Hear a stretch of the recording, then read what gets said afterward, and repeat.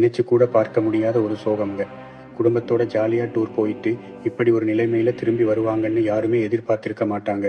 கர்நாடகாவில் இருக்கிற குடகு பகுதிக்கு நம்ம சென்னையில இருந்து ஒரு குடும்பம் சுற்றுலா போயிருக்காங்க. அங்க இருக்கிற துபாரே யானைகள் முகாம்ல காவிரி ஆத்துல யானைகள் குளிக்கிறதை ரொம்ப ஆசையா வேடிக்கை பார்த்துட்டு இருந்திருக்காங்க. அப்போ யாரும் எதிர்பார்க்காத நேரத்துல கஞ்சன் மற்றும் மார்த்தாண்டான்னு 2 வளர்ப்பு யானைகளுக்கு நடுவுல திடீர்னு பயங்கரமான சண்டை வெடிச்சிருக்கு.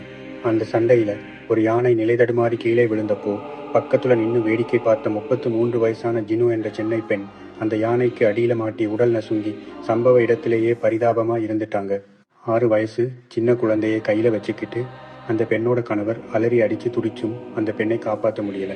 அவங்க கண் முன்னாடியே இந்த கொடூரம் நடந்திருக்கு. மிருகங்களை நம்ம எவ்வளவுதான் பழக்கப்படுத்தினாலும் அதோட குணத்தை யாராலையும் கணிக்க முடியாதுங்கிறதுக்கு இந்த பதைப்பதைக்க வைக்கிற சம்பவம் ஒரு சாட்சியா மாறி இருக்கு. இதை பத்தி முழுசா இந்த வீடியோவில் பார்ப்போம்.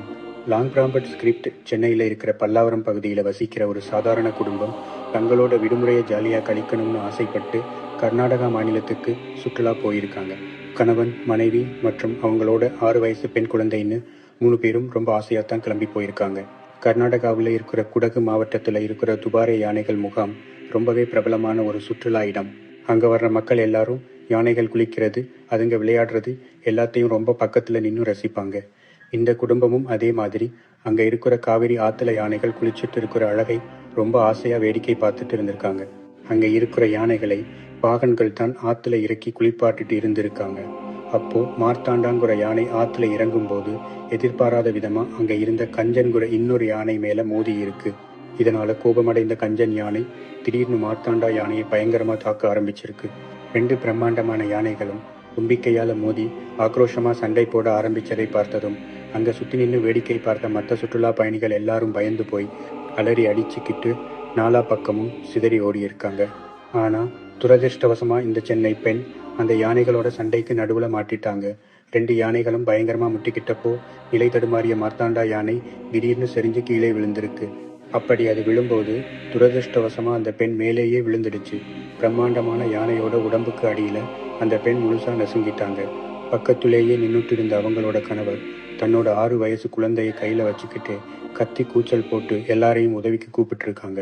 அங்க இருந்த மற்றவங்களும் பாகன்களும் ஓடி வந்து யானைகளை விரட்டவும் அந்த பெண்ணை மீட்கவும் ரொம்பவே போராடி இருக்காங்க. ஆனா யானையோட மொத்த எடையும் மேல விழுந்ததால அந்த பெண்ணை உடனே மீட்க முடியல. பலத்த காயமடைஞ்சு உடல் நசுங்கிய அந்த பெண் அவரோட கணவன் மற்றும் சின்ன குழந்தையோட கண் முன்னாடியே சம்பவ இடத்திலேயே பரிதாபமா உயிரிழந்துட்டாங்க. ஜாலியா டூர் போன இடத்துல கண்ணிமைக்கும் நேரத்துல தங்களோட குடும்ப தலைவியை இழந்துட்டு அந்த கணவரும் குழந்தையும் கதறி அழுத காட்சி அங்க இருந்த எல்லாரோட நெஞ்சையும் உருக வச்சிருக்கு. சம்பவ இடத்துக்கு வந்த போலீசாரும் வனத்துறையினரும் அந்த பெண்ணோட உடலை மீட்டு பிரேத பரிசோதனைக்காக மருத்துவமனைக்கு அனுப்பி வச்சிருக்காங்க. இந்த ஒட்டுமொத்த சம்பவமும் அங்க இருந்த யாரோ ஒருத்தரோட மொபைல் போன்ல வீடியோவா பதிவாகி இருக்கு. அந்த வீடியோ இப்போ சமூக வலைதளங்கள்ல வெளியாகி பார்க்குற எல்லாரையும் பதைபதைக்க வச்சுட்டு இருக்கு. இந்த சோகமான சம்பவத்துக்கு கர்நாடக மாநில வனத்துறை அமைச்சர் ஈஸ்வர் கந்தரே அவங்களோட ஆழ்ந்த இரங்கலை தெரிவிச்சிருக்காங்க. மேலும் இந்த சம்பவம் எப்படி நடந்ததுன்னு முழுமையான விசாரணை நடத்த உத்தரவிட்டிருக்காங்க. வனவிலங்குகளை நம்ம எவ்வளவுதான் பழக்கப்படுத்தி வச்சிருந்தாலும் அதோட காட்டு குணம் எப்போ மாறும், அது எப்போ எப்படி நடந்துக்கும்னு யாராலையும் கணிக்க முடியாது. அதனால சுற்றுலா இடங்களுக்கு போகும்போது, குறிப்பாக விலங்குகள் இருக்கிற இடங்களுக்கு போகும்போது மக்கள் ரொம்பவே கவனமாகவும் பாதுகாப்பான தூரத்திலேயும் இருக்கணுங்கிறதை இந்த துயரமான சம்பவம் நமக்கு உணர்த்தி இருக்கு.